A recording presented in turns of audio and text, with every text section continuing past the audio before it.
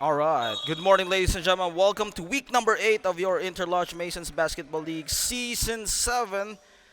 The matchup for today is Torrance University going up against Maharlika Lodge. Good morning. I'm your host, the one, the only Ludwig Van Magic Man. You know who I am. Starting five for both teams. Maharlika Lodge wearing black jersey, while for Torrance University, they'll be wearing a combination of different colors, white, black, and red. Our panel for today, Ludwig Van, together with Jessel Navalta. Our referees for today, Jerry Liu and Marcus Reed. Here we go. Opening tip-off goes to Maharlika Lodge, and first basket courtesy of Gatmaitan. Starting five for both teams, Maharlika Lodge, Ryan Kayabyab, Nico Tuason, Delo Gatmaitan, Bench Ortiz Luis, and Alvin Torres. And almost a miss, but look at Moses Jose for Torrance University. As for Torrance University, they'll be starting with Christian Otbo, who made that three-point basket, together with Moses Jose, Abellana, Buenaseda, and Blancas. Gian Tuas or Nico Tuason misses that trifecta. Moses Jose on the run. We all know this guy can energize his team. Abellana with a quick release. Nope, not there. Bench Ortiz Luis will also start at center. Traveling violation will be called on Gatmaitan. By the way, a lot of newly past brothers and newly obligated brothers. Congratulations again, first and foremost, to Nico Tuason for having his first degree, as well as Delo Gatmaitan, no? For Maharlika Lodge. For Torrance University, Moses Jose and Carlo Buenaseda having their second degree. No? So congratulations to our newly passed and newly obligated brothers. No?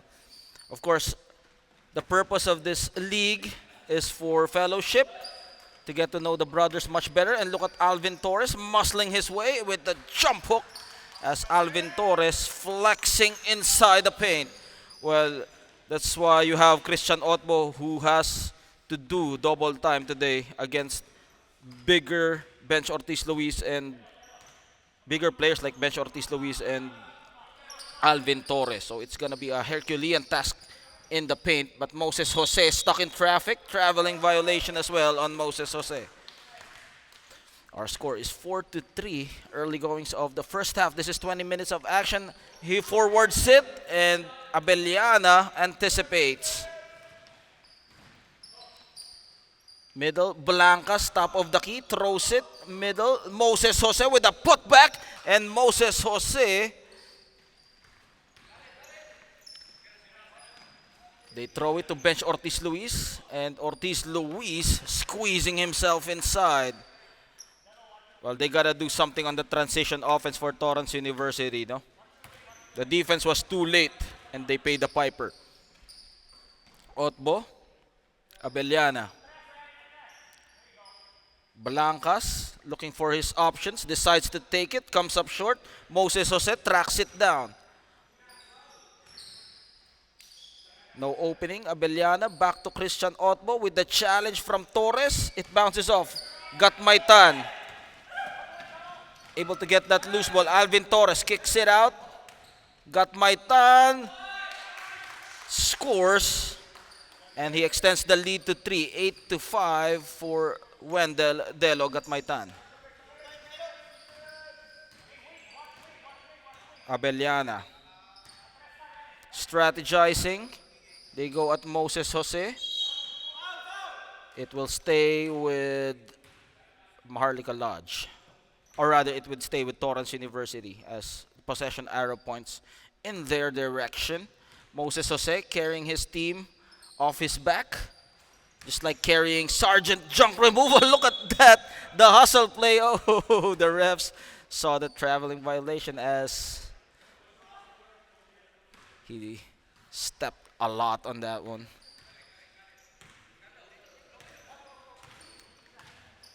Kayabyab.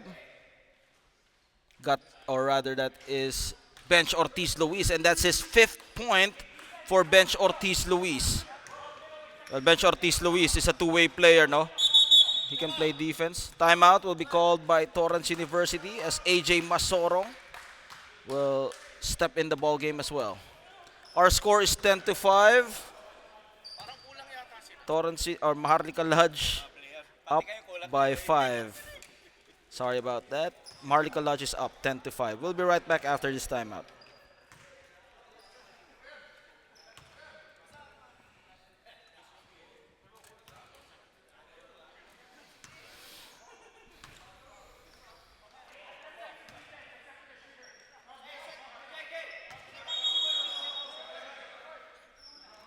Back to the action. That was a quick timeout. AJ Masorong will suit up for Torrance University. AJ Masorong, this guy has shooting abilities. He can hit it from perimeter. Christian Otbo uses the screen, however, way off the mark on that attempt.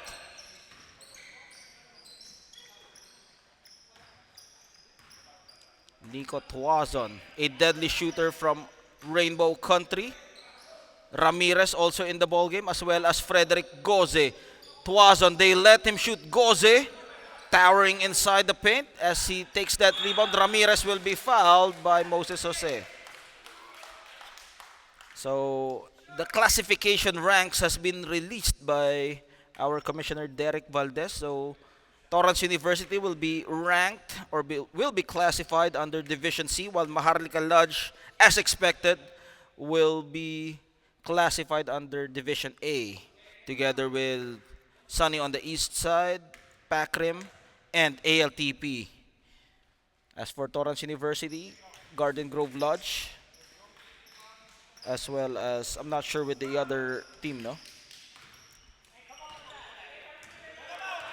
Christian Otbo surveys the floor. High-low. Buenaseda able to catch it. Well, for Torrance University, they're not playing with their usual starters, no? Mark Ellis, as they look at Moses Jose coming from behind, but Delo able to recover, and Delo will go to the line and will shoot two. Wait. Bagong gupit si Gagit, ah. Wait for the referee's cue. Second shot, Brother Gab. New haircut, ah. But they'll be needing his shooting for Gab Gagit. Worshipful Gadut, you're not playing today. Hindi ka maglalaro. Kailangan ka sa ilalim. And additional firepower for Torrance University as Gabriel Gaget will enter the ball game with his new haircut, no? Parang bumata ng 10 years si Gab Gaget, no? 13 to 15 is our score.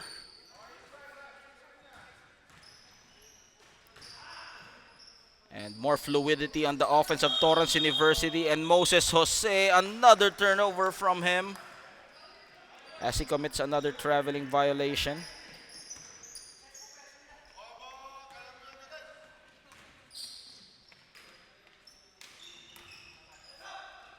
At the post, Bench Ortiz Luis extends the lead to 10-15 to 5 as he works his way in the painted box. Well, that's just brute strength, no, for Bench Ortiz Luis. AJ Masorong navigating. Moses Jose with a cut. Decides to give it to Abellana. And he will be fouled by Bench Ortiz Luis. Well, look at the front court of Maharlika Lodge. You have Frederick Gosse, you have Jerome Ramirez, and you have Bench Ortiz Luis. That is a tall lineup for Maharlika Lodge. As for Torrance University, they will be relying on their run-and-gun offense. However, Mark Ellis and Conrad Tan is not seen in this ballgame. They badly needed their offensive skill set. So, comes up short.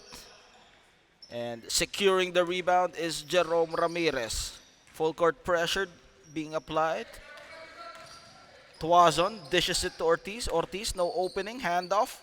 Nico Tuazon thought about it, launches from deep, and Nico Tuazon firing away from beyond the arc. Well, this guy can be a sniper in that area. So they need to challenge him or at least don't let him touch that ball. Well, it's difficult to do that. No, Gab Gaget. They step back for Masorong. Christian Otbo, corner 3. In and out for Christian Otbo. Scramble for the loose ball. It will go to Gatmaitan. Gatmaitan being pressured. Foul will be called on Christian Otbo.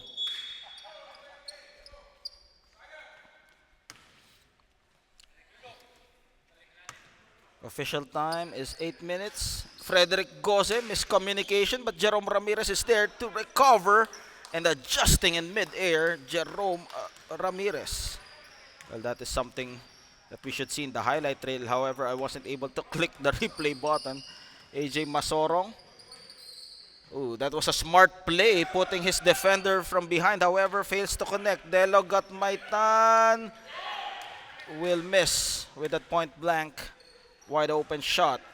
Gab Gaget, corner 3. He can light it up, and Gabriel Gaget, his first basket here in this ball game, 9-20.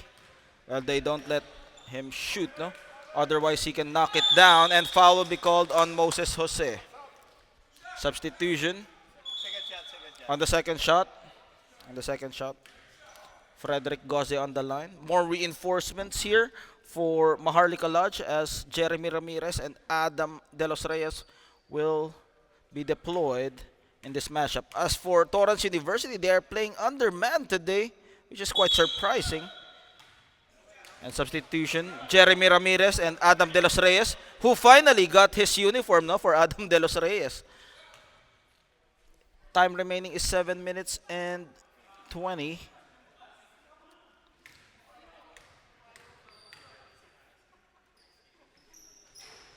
And he makes 1 out of 2, 21-9.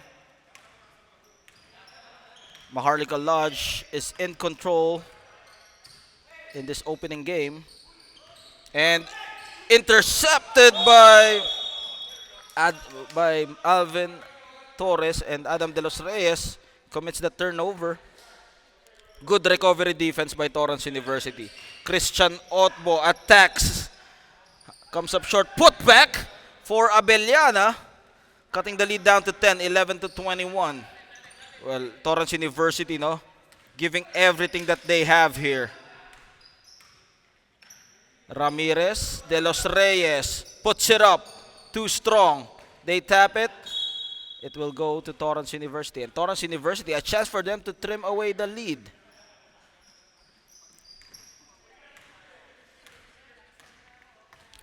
Gab Gaget will be manning the point guard duties here. Masorong. Corner 3 for Christian Otbo, and he has been misfiring.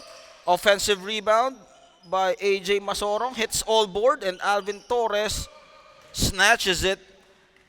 Jeremy Ramirez kicks it out to Adam De Los Reyes. De Los Reyes, Goze. Look at that two-man action, one-hander, and Jeremy Ramirez powering his way inside for Jeremy Ramirez. Or rather, that's Jerome Ramirez. Jerome Ramirez inside. The brothers, Jerome and Jeremy. Gab Gaget, air ball. As he decides to take matters into his own hands. Jerome Ramirez, ooh. Alvin Torres against two defenders and put that in the highlight reel for Alvin De Los Reyes or Alvin Torres. Timeout referees. Timeout. Maharlika Lodge will call their first timeout here in this ball game. They'll be playing 2 games today with 5 minutes remaining. We'll be right back after this timeout.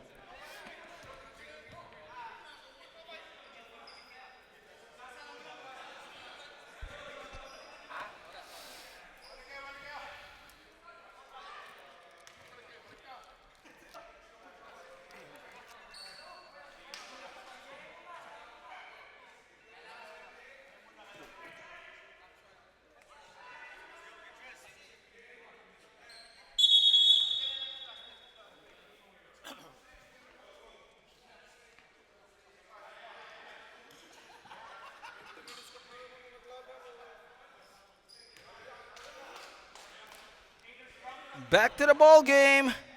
Maharlika Lodge up by 12, 23 to 11. And Alvin Torres will go to the line after that magnificent move inside.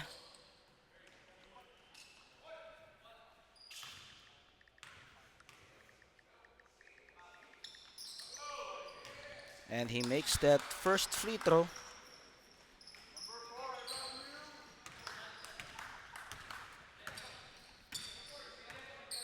Otbo. Gab Gaget. And Gab Gaget hits the target against that high flyer, Mark Tagaw. Mark Tagaw, first entry in this ball game. Well, this guy is athletic. Athleticism is prevalent. Tuazo on top of the key. And it will go to Carlo Buenaseda. Christian Otbo. They go at the post. Blancas gets him off the air, and Jerome Ramirez. Alvin Torres all alone, and he will score for Alvin Torres, making it a 12-point lead, 26 to 14. Otbo shifting gears. The cut from Gaget. Gaget takes it closer, and Gab Gaget continues to lift his team for Gab Gaget. And Frederick Gose. One dribble pull-up, and he will be fouled as they got the piece of the hand. And Frederick Gose will go to the line with 3 minutes left here in the first half. Well, for Maharlika Lodge, they need to reserve that energy because they will be playing Brace and Pillars today. No? So it's going to be an interesting matchup. I think in the second or third game, Tito Jessel, second or third game? Second game. Let's Maharlika and Brace and Pillars. No? Unfortunately, I won't be able to play today. I would love to play, but Goze makes that first basket. 27 to 17. And anticipated by Mark Tagaw, Nico Tuazon lighting it up. And Tagaw, quick pass. And look at that teamwork. Push by Carlo Buenaseda.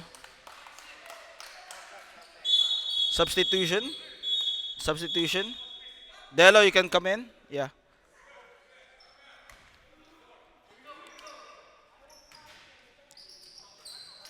And catch and shoot. It will stay with Maharlika Lodge. 2 minutes and 20.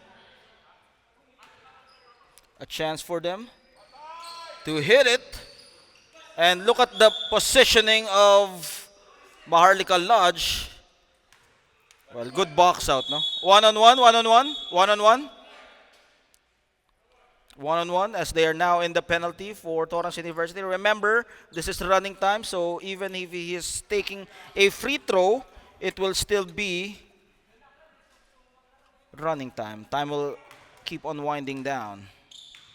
28 to 6 to 17 is our official score. Remember, we have an official scorer and timer here, so if it's not the same with our coverage, well, apologies for that, but rest assured that we have an official timer here. Christian Otbo able to protect that ball. Otbo against Tuazon. Gaget, he has been their leading scorer so far. Gab Gaget, the screen from Moses Jose, gets his man off the air. Too strong. Ramirez taking it down, and he will go all the way. Gatmaitan receives it and gets the N1 for Delo. Gatmaitan. Great body control on that upper body for Delo Gatmaitan. As now it is a 30 to 17 lead for Maharlika Lodge. For Torrance University, they are missing the services of Mark Ellis, Aldrin Sanchez, and of course Conrad Tano. It could have been a different story. Substitution, referees. Referee substitution. Okay, you can enter. As bench Ortiz Luis will add more power inside the paint for Maharlika Lodge. Gaget, middle. Christian Otbo all day to shoot. However, unable to buy a basket, but Moses Jose has been taking those rebounds. Traveling violation. 10 seconds left. This is running time. We will not count it down for you. Moses Jose, and he will not be able to beat the clock, and that would end the first half. Maharlika Lodge up 30-17. We'll be right back after the halftime break. And picture time, according to Tito Jessel.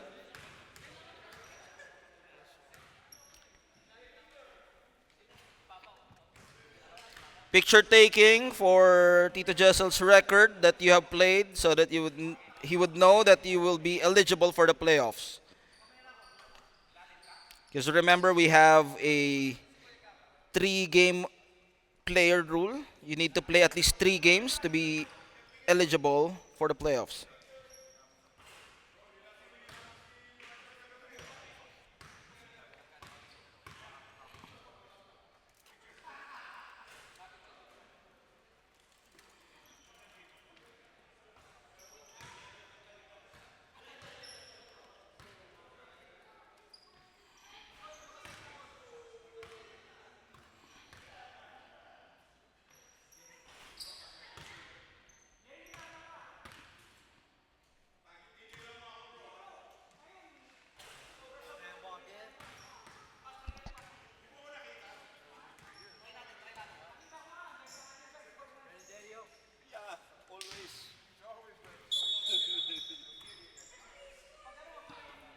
May juice ka ngayon, Tito Jessel ah.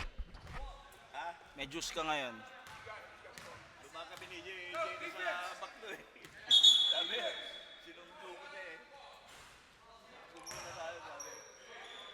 Breakfast muna, ano?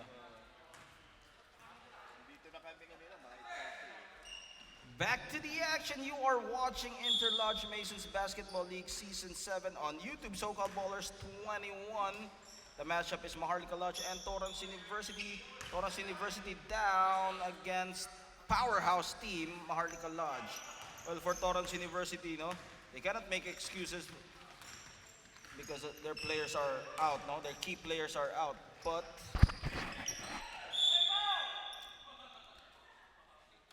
they gotta play with the cards that they have been dealt with here in this matchup. 32-17, a whopping lead for Maharlika Lodge. Turns around for AJ Masoro, Adam De Los Reyes, and Christian Otbo cutting the play short. Mark Tagaw. Middle, Matias. Willie Matias inside. Jeremy Ramirez will be called for the traveling. Good intentions, however, it will not pay off.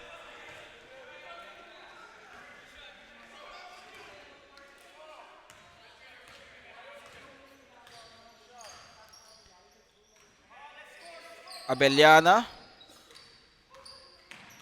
brings that ball to the middle. Moses Jose. Bounce pass. And they tap it to Masorong. Masorong penetrating the lane. Gets the shooter's bounce for AJ Masorong. AJ Masorong suiting up for Torrance University. Former player of Brazen Pillars. One-hander for Jeremy Ramirez. Or, yeah, that's Jeremy Ramirez. No? Sometimes I get confused with Jeremy and Jerome. No? Same demeanor, same height. Otbo. The cut from Jose. Back to Christian Otbo. Baseline. But Adam De Los Reyes. Look at that laterals from De Los Reyes. And bothered by the defense, it will stay with Torrance University. 10 seconds left on the shot clock. 10 seconds left on the shot clock. Substitution. Blancas in the ball game.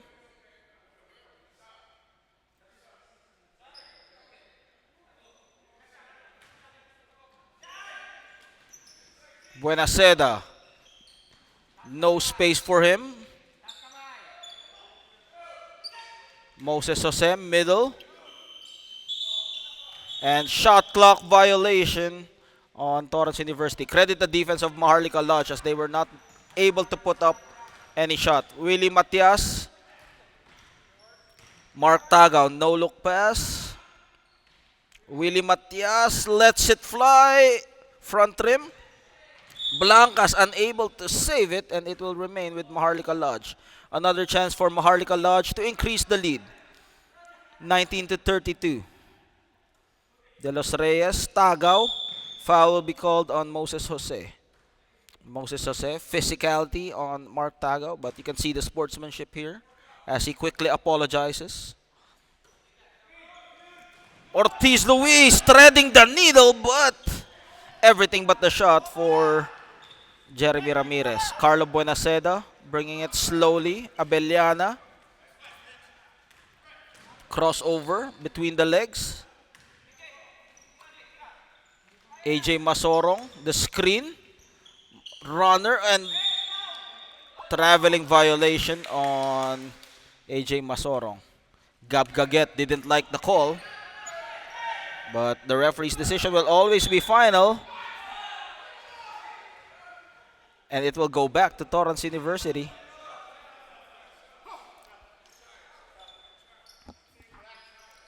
And ace point guard Nico Tuazon is back in the ball game. Well, Nico Tuazon can be a candidate for a Rookie of the Year honors this season, as we have a lot of rookies playing for the first time here in this tournament. Well, there are a lot of eligible players, no? Masorong from the elbow, and bench Ortiz Luis again, a force to reckon with in the paint. And Tagaw kisses it off the glass for Mark Tagaw. Now it is a 34-8-19 lead. A one-sided ball game for Maharlika Lodge. Almost a steal, but they were able to recover it. 8 seconds on the shot clock. And a lucky break for Torrance University.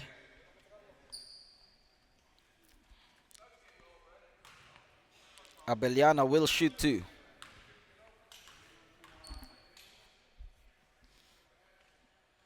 Makes the first basket. Gab Gaget and Alvin Torres will check in for Maharlika and Torrance University.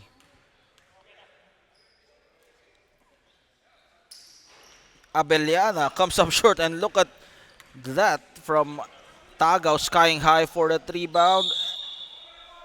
And one again for Mark Tagaw.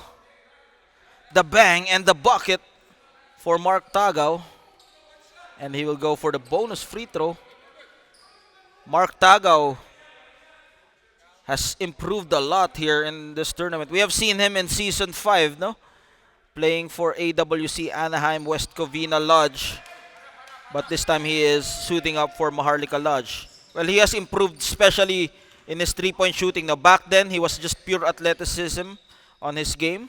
But Tuazon, Nico, again, lighting it up from the top of the key. Trifecta. It's a 40-20 lead, 20-point lead being enjoyed by Maharlika Lodge as they try to regain that number 1 spot in the tournament. Tuazon uses the left hand, goes for that layup. 42-20. Tuazon and Tagaw doing most of the damage here for Maharlika Lodge. Another fast break opportunity. Tuazon, no opening against Moses Jose. And look at that, everything but the shot for Tagaw. Alvin Torres with a jump hook.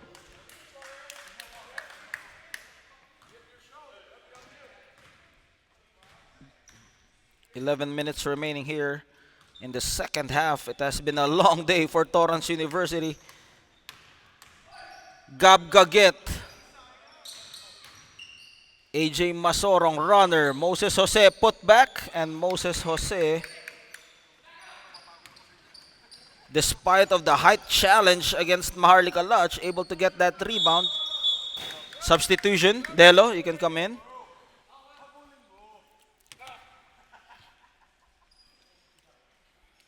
And Torrance University, a chance for them to cut down the lead. Well, in this kind of ball game, no, at least maybe try to do it one possession at a time and try to convert.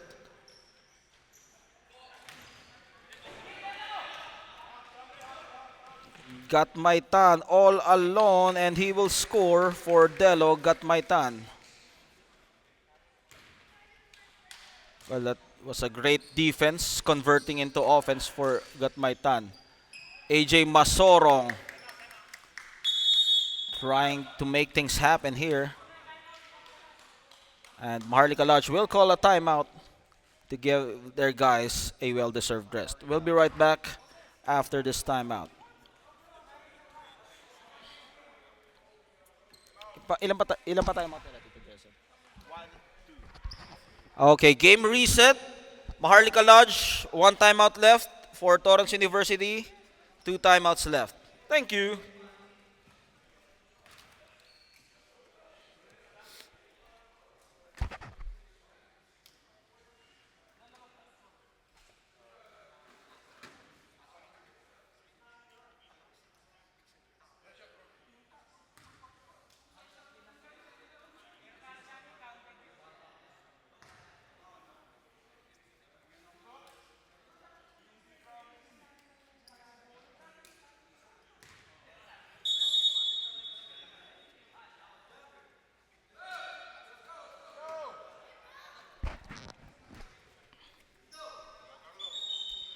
Back to the ball game.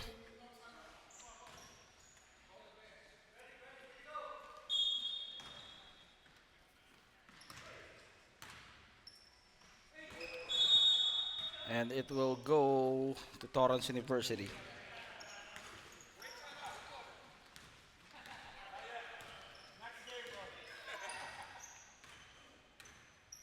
Torrance University down by 22 points.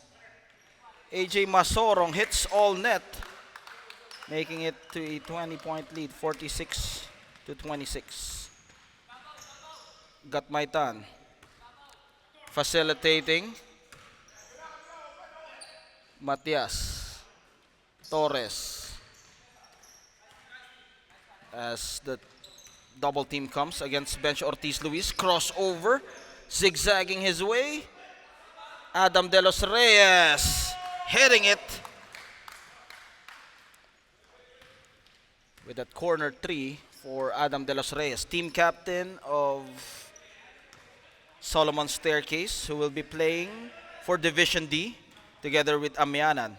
And by the way, no, if you want to buy some vegetables and support AJ Pader and Jeff Pader's vegetables for health reasons, no? Health reasons and fresh vegetables.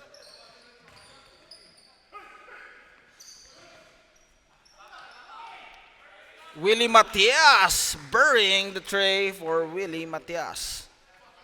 52 to 26. Shout out to Brazen Pillars team captain Eric Yalong. Shout out Kuyang Eric and Ariel Freyna. Air ball for AJ Masorong. Gatmaitan will be called for the foul on Moses Jose. Foul on Gatmaitan.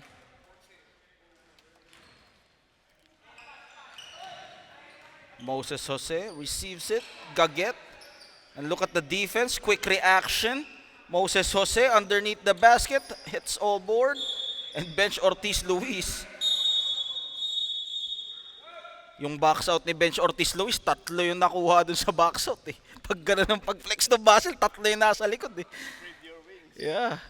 Ganun kalaki yung muscle ni bench Ortiz Luis, no? Grabe. Nilagay sa likod yung tatlong player eh. Full court pressure, Gatmaitan against Gaget. From way downtown for Willie Matias, and Frederick Goze reintroduces himself with that putback, 26 to 54.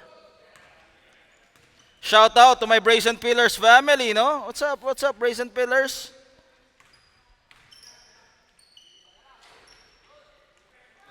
Torres.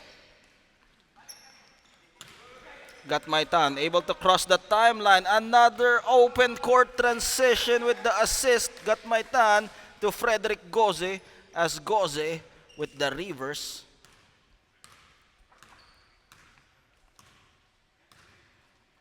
Torrance University having a difficult time against Maharlika Lodge. Well, almost all team, no?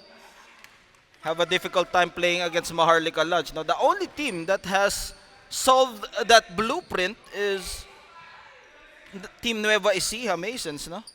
Alvin Torres, and Alvin Torres scores 58 to 26. 4 minutes remaining.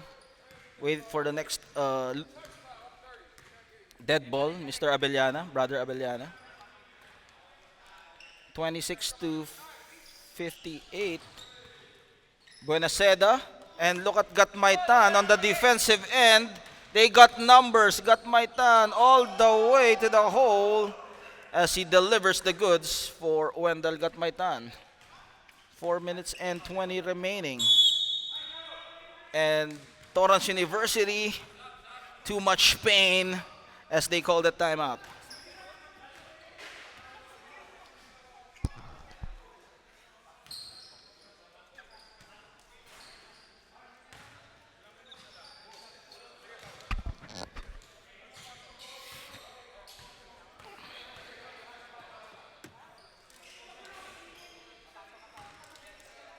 Dalawa pa lang yung Brazen Pillars. Pag kulang yung player nyo, ha, alam nyo na.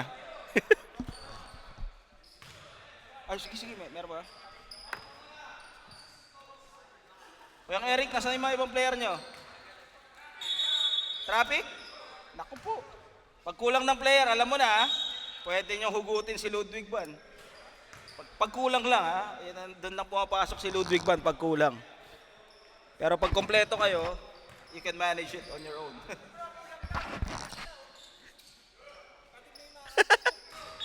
Di ako naka-line up dyan, eh. Pero yung Brazen Leader, syempre, ano natin yan, eh. Mother team natin yan, eh.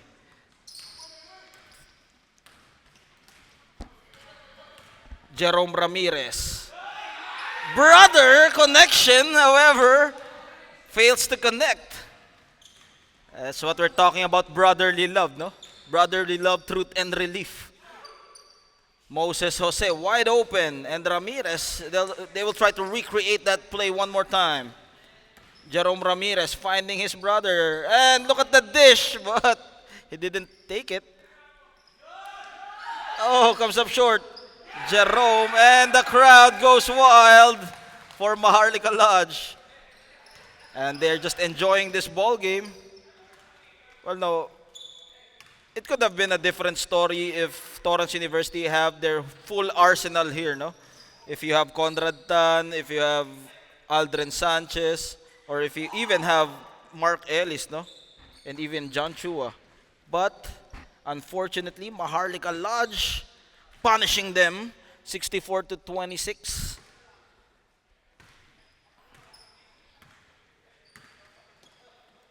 Brazen Pillars, no? Will be next against Maharlika Lodge. It's going to be an interesting matchup, no?